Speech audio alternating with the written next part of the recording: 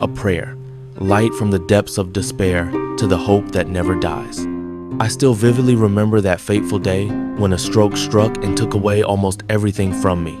Once an active person, I found myself lying motionless, as if everything around me had plunged into darkness. The physical pain was bearable, but the emotional despair crushed my soul. In the hospital, staring at the sterile white ceiling, I felt so alone, so useless.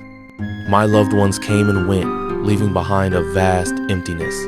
At times, I wanted to give up. I questioned, even blamed, Lord, why me? It was in that darkest moment that I realized a profound truth. I was utterly powerless. All my strength, all my personal willpower became meaningless in the face of illness and fate. Anyone who has experienced a stroke will understand this deeply. I couldn't change the situation, nor restore my health. That helplessness slowly led me to the only choice left, to pray. The silent language of prayer. I had often seen people praying, elderly ones leaning on canes, gently placing their hands on stone walls, or others standing silently in the night near sacred statues. Wherever I was, I could feel that they were hurting. They needed something beyond human ability, and they sought it from a sacred realm. Every form of prayer stems from a similar realization of helplessness and honest admission. I cannot do this on my own. But then I asked myself, what about the prayer of someone like me who prays not out loud, but from within? The same person, broken by illness, burdened with anxiety about the future, relationships, finances. What gives Christian prayer its distinctive depth? The answer doesn't come from theology textbooks, but from real lives fully lived with God. From those who found strength in prayer even amid their greatest trials, the saints, suffering as a revelation of awakening. The stroke didn't just take away my health, it also marked the absence of once close friends. Lying there, I began to taste true loneliness. Life outside continued, but I felt left behind.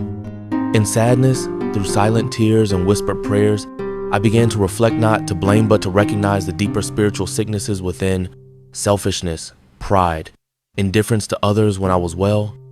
Loss and solitude gave me a chance to see inward, where the light of faith started to dawn. I remembered Mother Teresa of Calcutta, a small woman with a great soul.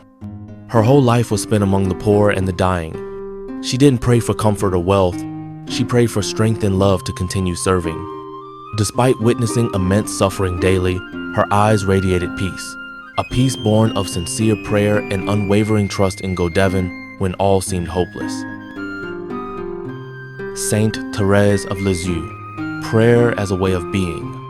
The name Teresa reminded me of Saint Thérèse of the Child Jesus, a young cloistered nun known as the patroness of missions. Her life was filled with trials, even spiritual darkness when she felt abandoned by God. Yet she persisted in prayer, not asking for miracles but for love and obedience. Lord, even if I feel nothing, I still believe you are there. That simple faith comforted me in my sorrow. Prayer, for the saints, was not about changing destiny, but about remaining true to one's identity, a child of God, trusting in His love under all circumstances. Their prayers weren't words alone, but a way of life, a complete surrender to the divine will.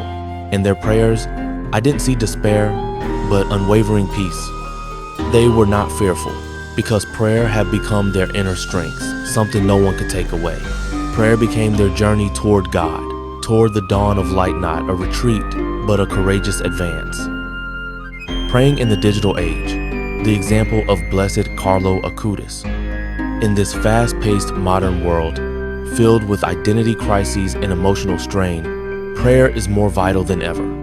But it should not be treated like a scripted request or a spiritual service provider. For me now, prayer is no longer a way to escape challenges, but to stand firm in the face of them. It teaches me to listen, to pause, and to let God in. In a world dominated by fragmented attention and the dopamine-driven algorithms of social media, prayer demands full presence. There are no likes, no digital interactions, only God and me. When I think of sharing faith in this era, I'm inspired by Blessed Carlo Acutis, a teenager of the 21st century, a saint of technology. Carlo used the internet not for idle fun, but to build websites sharing Eucharistic miracles and the lives of saints. He proved that technology is not a barrier but a powerful tool for evangelization, able to reach hearts seeking God globally, accessibly, and meaningfully. The healing power of prayer, faith, beyond therapy. Modern psychology acknowledges prayer's healing power. It slows us down, enhances self-understanding, reduces anxiety, and improves emotional control. But as a Christian, prayer means even more. It's the meeting place between human longing and divine grace. It's where my soul finds an inner sun to illuminate the dark corners of illness and isolation. I now envision humanity with two kinds of intelligence: natural, God-given, and artificial, AI. Should we use AI for tasks so our natural intelligence has time to rest, reflect, pray, and discern God's will to use AI wisely? That's why, even with a weak body, I continue to pray not because I am weak, but because in prayer I find my greatest strength. Prayer isn't about saying the right word. It's about living authentically. It doesn't always come with emotions or eloquence. Sometimes it's simply placing my heart in God's hands day by day. And even when the world shakes or my body grows weary, I still stand firm because I stand on the foundation of unchanging love. In the sighs of the helpless, in the tears of the suffering, I feel truth. But in my own prayer, in my quiet conversations with God, I find something more.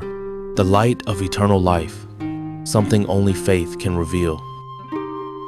To those who feel the same, if you too are feeling alone, perhaps living in a nursing home, rarely visited, or facing a terminal illness, I understand your pain. The feeling of being left behind, the fatigue, and the emptiness inside can be overwhelming. But believe me, as someone who has walked that road, prayer is powerful. It's not only for the healthy or the joyful, it's the light shining in our darkest nights. Prayer is not about bending fate to our will, but about receiving God's will with peace. It's about belonging fully to the one who gave us everything, even when we feel we have nothing left. Prayer empowers us to live in the harshest realities with the light of faith, instead of fleeing them. Look to Blessed Carlo Acutis. Use technology to serve the Lord, to spread the gospel to distant hearts. We too, regardless of our condition, can turn hardship into a chance to reconnect with God, to find deeper meaning in our lives. Pray, and you will feel that God is near, listening, and loving you unconditionally. If the value of a life is defined by what one chooses, then prayer remains the simplest, most accessible, and yet most powerful choice still unmatched to this day.